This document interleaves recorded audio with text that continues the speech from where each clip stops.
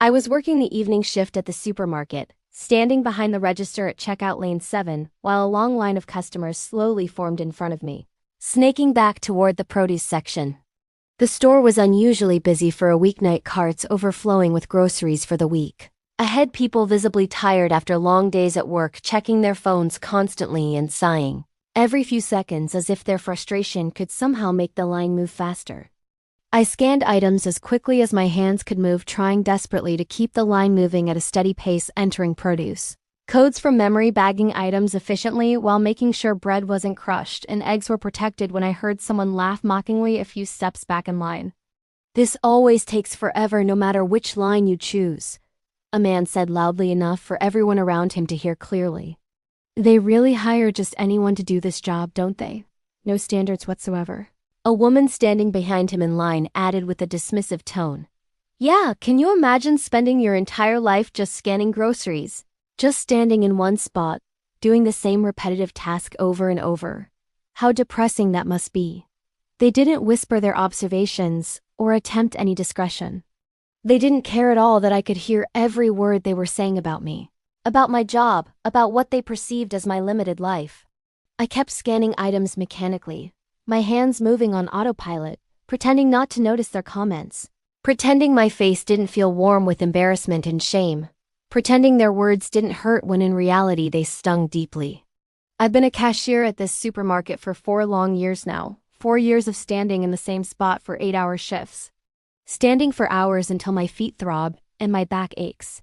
Dealing with cash registers that jam at the worst possible moments, scanners that stop working randomly, wrong prices in the system that aren't my fault, rude customers who treat you like you're personally responsible for every inconvenience in their shopping experience, and the constant pressure to be fast and efficient while still being polite and friendly and making eye contact and asking if they found everything okay. People think this job is simple and requires no skill or effort or intelligence. They think anyone could do it without any training or capability.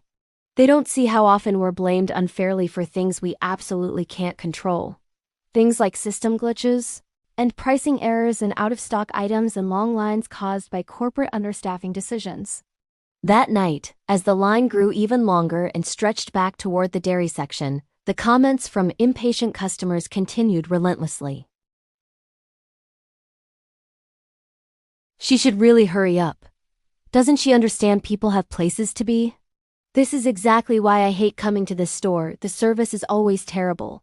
I apologized again and again, the words becoming automatic, even though I was already working as fast as humanly possible without making mistakes that would slow things down even more.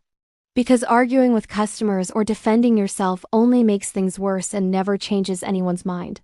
Because when you're standing behind the register wearing the store uniform, people feel entitled to your silence, to your patience, to treating you as less than fully human.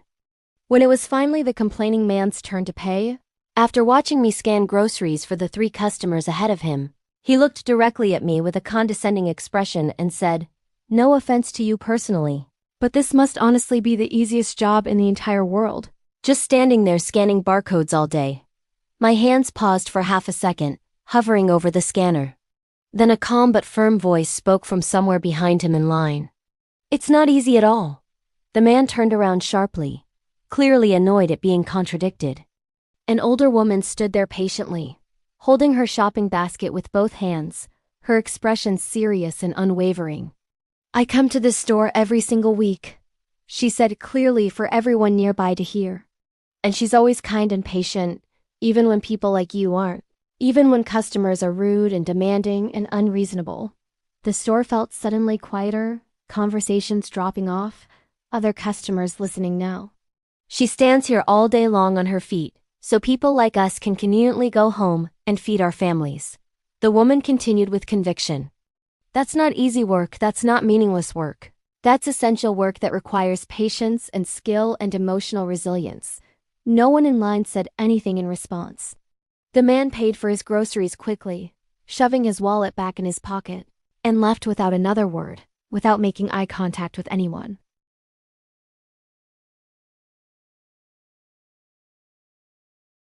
"Thank you for being patient with difficult people," she said sincerely.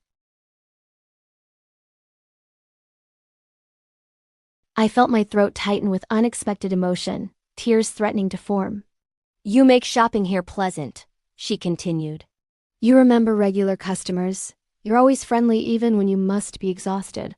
And you handle stress with grace that most people couldn't manage." I managed to whisper, "Thank you.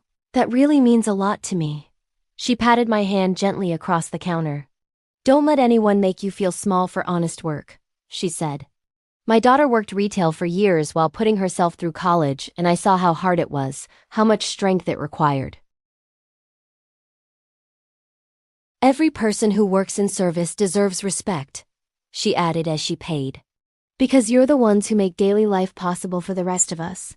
I finished my shift that night completely tired as always. My feet aching in familiar places, my back sore from standing in one position for hours. But something fundamental had changed inside me. I'm still a cashier at this supermarket today. I still scan groceries item by item day after day. I still deal with system errors and impatient customers and long lines during rush hours. But I no longer let anyone convince me that my work is easy or meaningless or something to be ashamed of. If you've ever been disrespected while just trying to do your job with dignity, if you've ever been made to feel less than because your work involves service, if you've ever absorbed insults and condescension from people who think their convenience entitles them to treat you poorly, remember this story. Kindness is never invisible, even when it feels like it is in the moment. The customers who complain loudly may seem like the majority, but there are always people watching who see your patience, who notice your professionalism, who appreciate your consistency and dedication. Those quiet observers may not always speak up in the moment, but they notice, they remember, and sometimes they find the courage to defend you when you need it most. Every person working in retail, in service, in any job that requires interacting with the public, deserves basic respect and human dignity. The work that keeps society functioning smoothly, that allows people to buy food and clothes and necessities conveniently, that makes daily life easier for millions of people, is never meaningless, even when it's undervalued. If you've ever looked down on retail workers or service employees, if you've ever let your impatience turn into rudeness, if you've ever made assumptions about someone's intelligence or worth based on their job, remember that you have no idea what that person is working toward, what challenges they're facing, what strength it takes to show up every day and be kind to people who often are unkind back. The cashier you're dismissing might be putting themselves through school, supporting their family, saving for their dreams, dealing with personal struggles you couldn't imagine, all while maintaining professionalism in the face of constant criticism. Your momentary convenience is made possible by their consistent presence and effort. The least you can offer in return is basic courtesy and recognition of their humanity.